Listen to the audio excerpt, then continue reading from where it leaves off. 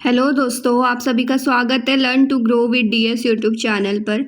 आज की वीडियो में हम बीएड सेकेंड सेमेस्टर का कुमाऊं यूनिवर्सिटी का क्वेश्चन पेपर देखने जा रहे हैं। और दोस्तों, इससे पहले अगर आपने सारे क्वेश्चन पेपर नहीं देखे हैं तो आप ज़रूर जाके देखिएगा।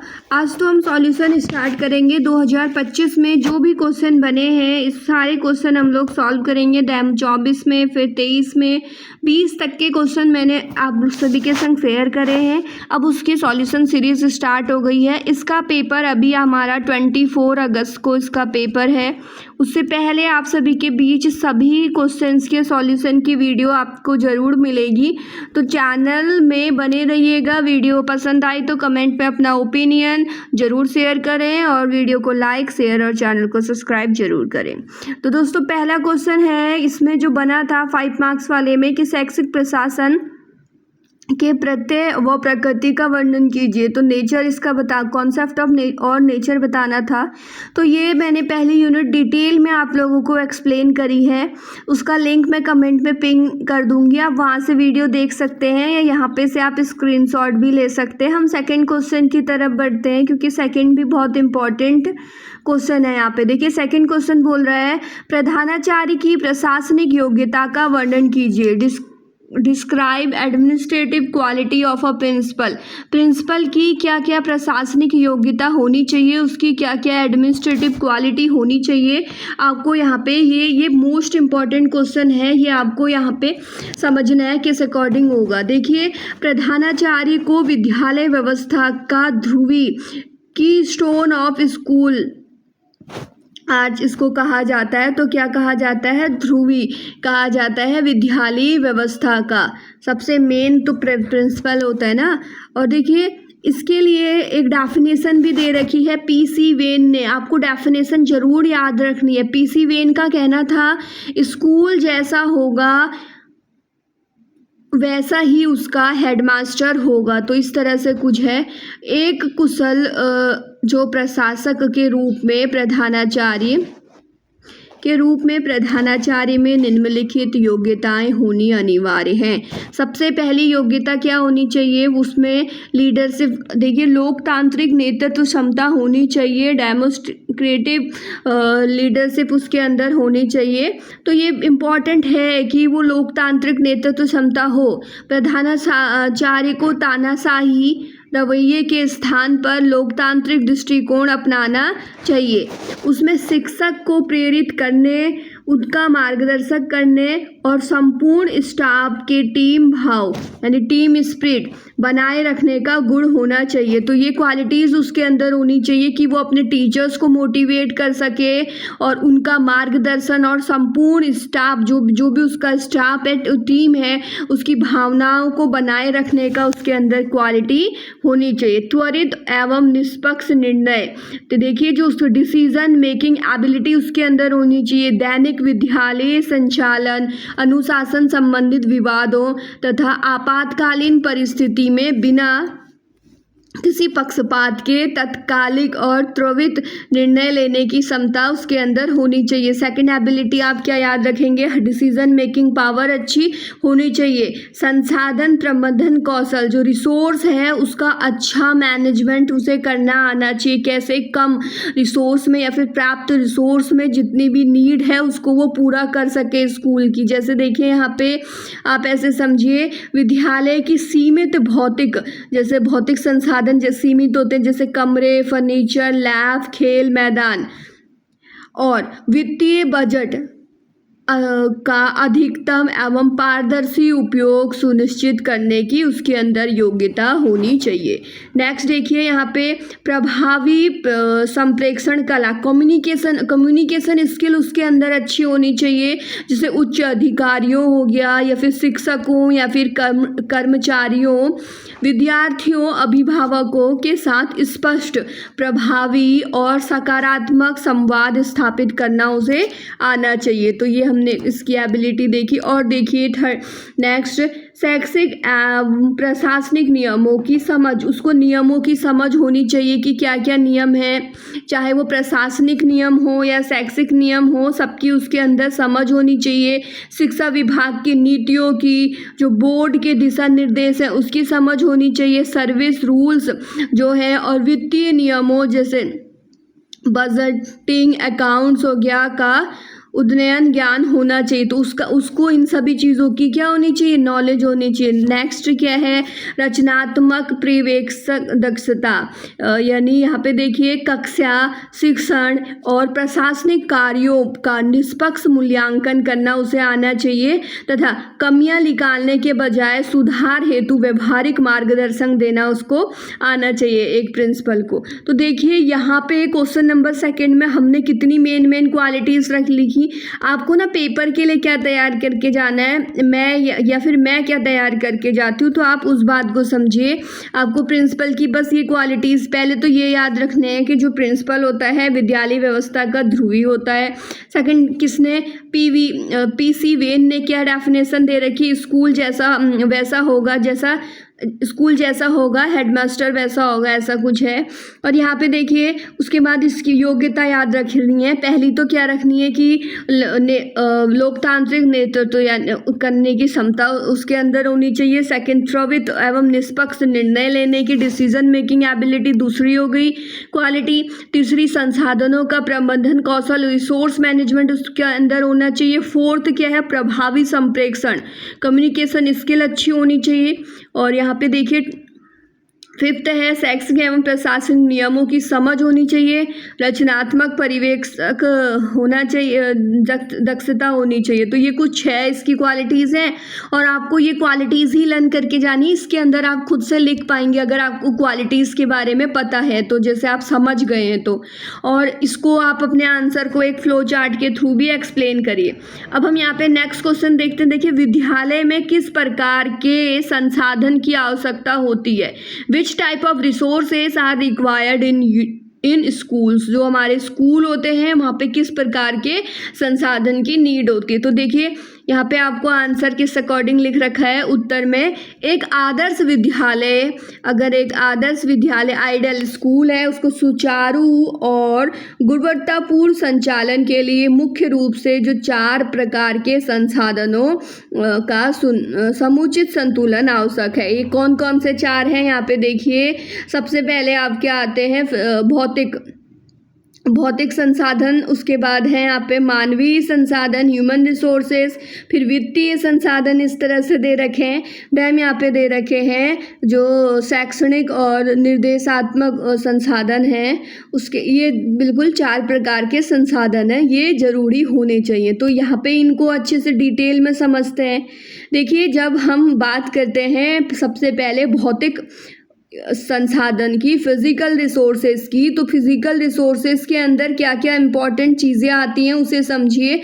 विद्यालय भवन हो गया, कक्षा क्लासरूम हो गए, पर्याप्त फर्नीचर हो गया, विज्ञान गणित कंप्यूटर की प्रयोगशालाएं लैब्स हो गई, ये सारी भौतिक संसाधन के एग्जाम्पल हैं। जब हम अपनी बात करते हैं और भौतिक संसाधन में, तो देखिए पुस्तकालय, एक अच्छी लाइब्रेरी, खेलकूद के मैदान, स्वच्छ पेयजल तथा बालक बालिकाओं के लिए पृथक शौचालय। डैम है ये दूरदर्शी प्राचार्य। अब मानवीय संसाधन देखते हैं। मानवीय संसाधन के अंदर दूरदर्शी, एक अच्छा दूरदर्शी सोच रखने वाला प्रधानाचार्य होना चाहिए और प्रशिक्षित एवं विषय विशेषज्ञ शिक्षक होने चाहिए। साथ ही साथ यहाँ पे प्रशासनिक कर्मचारी यानी लिपिक वर्ग यहाँ पे होना चाहिए। साथ ही सहायक कर्मचारी भी चतुर्श्रेणी वाले भी होने चाहिए। अध्ययनस्थ विद्यार्थी भी जरूरी हैं तथा सक्रिय अभिभावक समुदाय भी मानव संसाधन के अंदर आ जाएगा। आप ये सभी अपने उसमें मेंशन करेंगे। डैम है यहाँ पे फाइनेंशियल रिसोर्सेज, वित्तीय संसाधन के अंदर देखिए वेतन भुगतान आएगा, भवन रख रखाव, लैब उपकरण, पुस्तकालय की पुस्तकें आ जाती हैं, खेल सामग्री और सांस्कृतिक देखिए योजना के लिए आवश्यक सरकारी अनुदान आ जाता है और विकास शुल्क एवं अकादमिक फंड आ जाएगा। तो देखिए बेसिकली वित्तीय से जुड़े हुए जो भी है ना फाइनेंशियल रिसोर्सेज, जैसे लैब का सामान हो गया, बुक्स हो गई लाइब्रेरी की, और खेल की जितने भी सामग्री हो गई, सांस्कृतिक कार्यक्रम होते हैं उसकी जितनी सामग्री हो गई, और साथ ही साथ यहाँ पे देखिए जितना भी सरकारी अनुदान के लिए आवश्यक सरकारी अनुदान, विकास शुल्क, ये सारी चीज़ें हैं। अब यहाँ पे जो निर्देशात्मक और संसाधन आते हैं, यानी शैक्षणिक संसाधन, इसके अंदर मानक पुस्तकालय जरूरी है और मानक पाठ्य पुस्तकें जरूरी हैं। साथ ही साथ यहाँ पे संदर्भ ग्रंथ, शिक्षक सहायक सामग्री, TLM chart, model, globes, ICT उपकरण, प्रोजेक्टर, स्मार्ट क्लास बोर्ड, और यहाँ इस कंप्यूटर और दृश्य श्रव्य सामग्री, ये सारी चीज़ें इंपॉर्टेंट है। नेक्स्ट अब हम हमारा 4th क्वेश्चन देखते हैं। इसमें पूछ रहा है कि विद्यालय प्रबंधन में नियोजन का क्या महत्व है। What is the importance of planning in school management. School management में प्लानिंग की क्या इम्पोर्टेंस है। देखिए नियोजन, इसको बहुत अच्छे से समझिएगा आप लोग, और अगर ये जो मैं चीज़ें कर रही हूँ आपको पसंद आ रही हैं, वीडियो समझ आ रही हैं, तो ज़रूर बताइएगा। देखिए नियोजन विद्यालय प्रबंधन की प्राथमिक और आधारभूत सीढ़ी है। प्राथमिक सीढ़ी है और कैसी सीढ़ी है, आधारभूत सीढ़ी है। इसका तात्पर्य क्या करना है, कैसे करना है, कब करना है और किसके द्वारा किया जाना है से है। बात को समझिए। प्लानिंग क्या है, प्राथमिक और आधारभूत सीढ़ी है। आप कोई भी काम तभी करते हैं ना जब प्लानिंग बनाते हैं। जैसे मैं ये देखिए आप लोगों तक वीडियो पहुंची ना, तो पहले मैंने इस बारे में सोचा, पूरी प्लानिंग बनाई, कैसे कैसे चीज़ों को करूंगी, कैसे वीडियो बनाऊंगी, फिर जो वीडियो बनाई। वैसे ही सबसे पहले अगर कोई भी काम को करते हैं क्या आता है, प्लानिंग आता है। प्लानिंग आता है, इसीलिए जो बोल रहे हैं विद्यालय प्रबंधन में भी प्राथमिक और आधारभूत सीढ़ी क्या है, नियोजन, प्लानिंग है। इसका क्या मतलब है, क्या करना है, पहले तो गोल क्लियर होना चाहिए कि आपको क्या करना है। दैम जब आपको क्या का आंसर मिलेगा ना, तो कैसे का आंसर मिलने लगेगा, कैसे करना है, फिर कब करना है और किसके द्वारा किया जाना है। ये सारी चीज़ें प्लानिंग के अंदर आती। क्या करना है, कैसे करना है, कब करना है, किसके द्वारा किया जाना है, इसका पूर्व निर्धारण करना आता है। लक्ष्यों और उद्देश्यों का स्पष्ट, देखिए इससे क्या होता है, प्लानिंग से बहुत सारी चीज़ें यहाँ पे देखेंगे ना, लक्ष्य और उद्देश्यों की स्पष्टता होती है।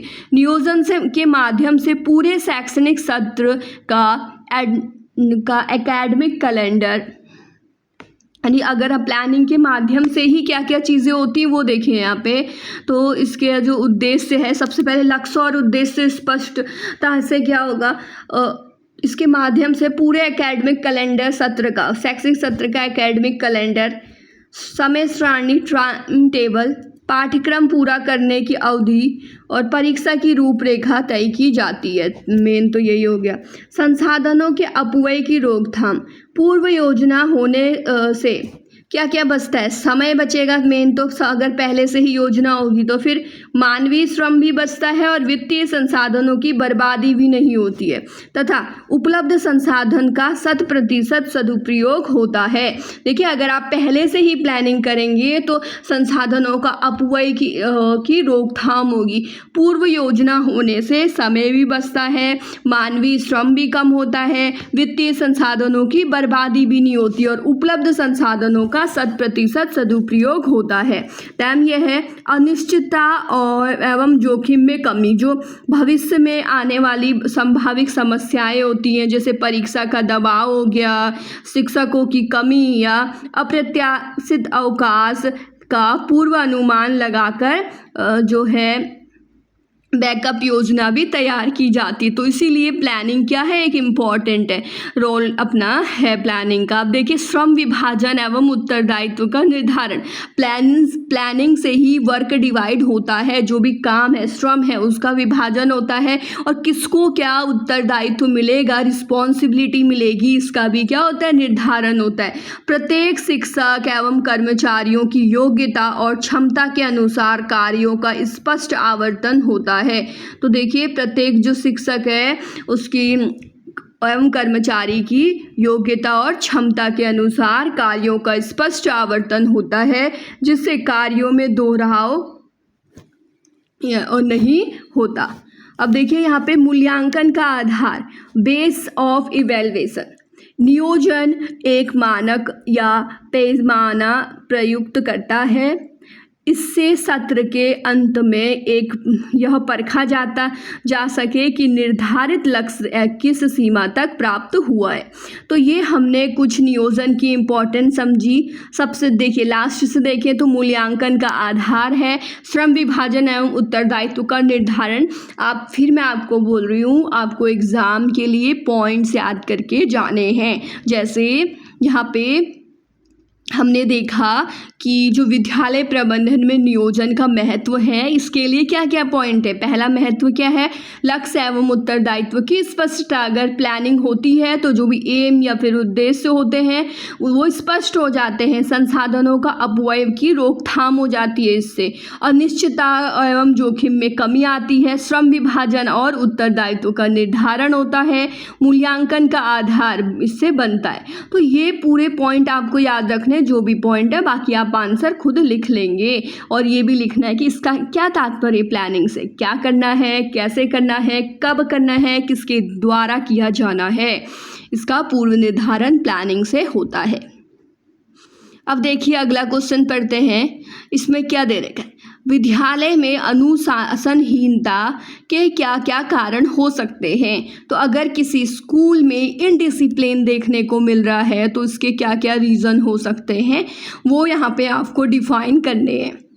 आपको पता है जैसे कि 8 क्वेश्चन आते हैं ना पूरे के पूरे एक पेपर में। अगर आप शॉर्ट आंसर देखें तो हम पूरे 8 क्वेश्चन यहाँ पे डिफाइन करने वाले हैं, मतलब आप लोग को प्रोवाइड करने वाले हैं इस वीडियो में। तो वीडियो थोड़ा लॉन्ग होगा, लेकिन मुझे पूरी उम्मीद है आप लास्ट तक पूरी वीडियो को ज़रूर देखेंगे।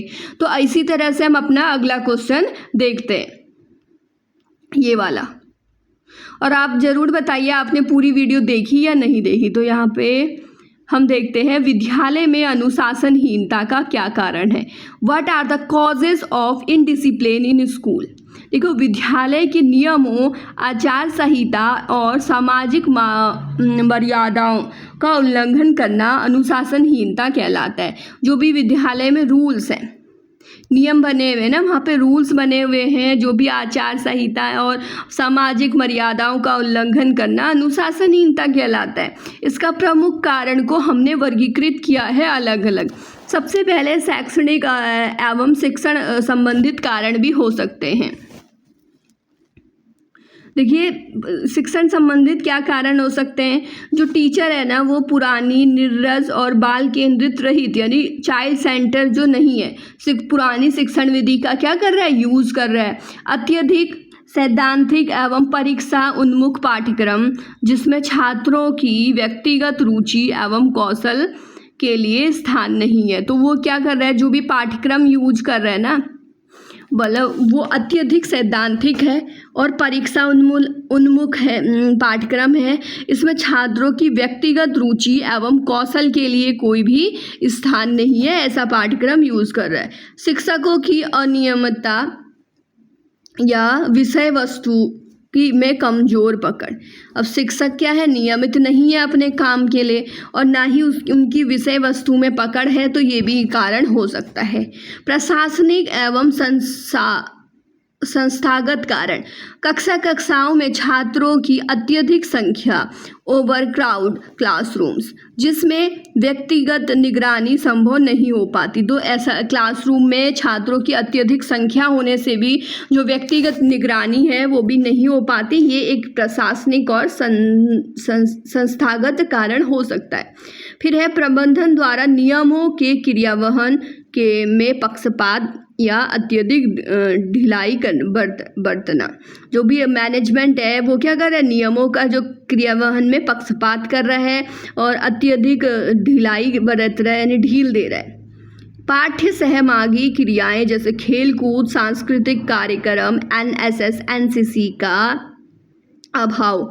तो ऐसा पाठ्यक्रम बना रखा है जिसमें खेल कूद का कोई स्थान नहीं है, सांस्कृतिक प्रोग्राम नहीं है, एनसीसी एनएसएस का कोई अब नहीं है, सबका अभाव है। जिससे क्या होगा, छात्रों में असीम ऊर्जा को सकारात्मक दिशा नहीं मिल पाएगी। तो जो अगर ये सारी चीज़ें नहीं होंगी ना, समय समय पर गेम्स एक्टिविटी नहीं होंगी, कल्चरल प्रोग्राम नहीं होंगे, तो जो एक अच्छी पॉजिटिव एनर्जी है ना बहुत सारी स्टूडेंट के अंदर, तो उसको सही डायरेक्शन नहीं मिल पाएगी। ये देखिए यहाँ पे पारिवारिक एवं मनोवैज्ञानिक कारण, बहुत कुछ पारिवारिक और मनोवैज्ञानिक कारण भी हो सकते हैं। पारिवारिक कलह, माता पिता के अत्यधिक उपेक्षापूर्ण एवं कठोर व्यवहार, तो इसके रीज़न फैमिली रीज़न भी हो सकते हैं। जो फैमिली है, परिवार है, उसमें अत्यधिक कलेश होता है, माता पिता अत्यधिक कठोर व्यवहार करते हैं। और क्या हो सकता है, किशोरावस्था एडोलेसेंस के दौरान होने वाली शारीरिक एवं संवेगात्मक परिवर्तन एवं मानसिक तनाव। तो जो किशोरावस्था के दौरान शारीरिक और इमोशनल संवेगात्मक परिवर्तन हो और मानसिक तनाव, ये सारे रीज़न हो सकते हैं। सामाजिक और तकनीकी कारण क्या हो सकता है, स्मार्टफोन, सोशल मीडिया और इंटरनेट का अनियमित उपयोग भी इसका मेन रीज़न हो सकता है। समाज के घटते नैतिक मूल्यों और अवांछित संगति यानी पीयर प्रेशर भी हो सकता है। तो ये सारे हमने रीज़न बताए स्कूल में इनडिसिप्लिन के। अब यहाँ से हमारा क्वेश्चन नंबर 6 है। तो ये वीडियो बहुत लंबी हो गई है आई थिंक, इसको हम नेक्स्ट पार्ट में ही देखेंगे। 6, 7, 8 3 क्वेश्चन हम नेक्स्ट पार्ट में डिस्कस करेंगे। और अगर आपने ये वीडियो पूरी देख ली है, वीडियो पसंद आई, आपको अच्छी लगी, तो नेक्स्ट पार्ट जल्दी से कमेंट करिएगा क्योंकि एग्ज़ाम को बहुत कम टाइम बच जाए। Thank you such for watching. बने रहिए learn to grow with DS के साथ।